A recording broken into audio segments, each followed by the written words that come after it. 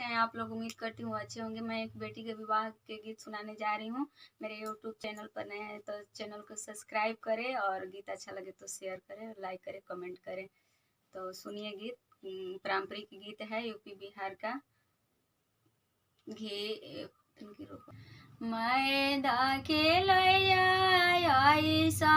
बेटी हो दुलारै तीन बेटी घाम लागत कुम्हिला घाम लागत कुम्हिला कही तू तय बेटी तमुआ तो नैती कही तू तलैती ओहार कही तू तलैती ओहार काहे लागे जे पापा तमुआ तो नैब काहे लागे लैब ओहार होते सबेरे पापा चिरैया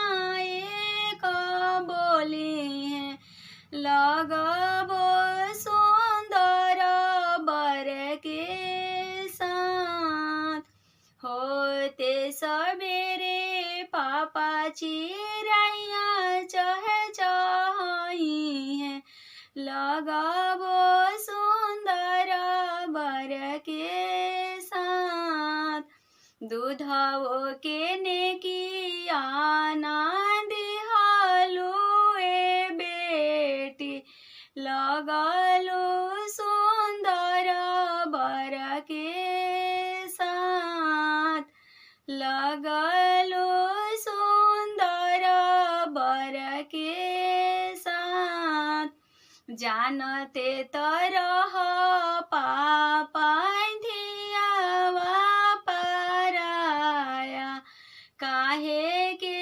पियले रह दूध काहे के पियले रह दूध इहो जे दूधवा पापा कवन भैया के दी तो जिन्हीं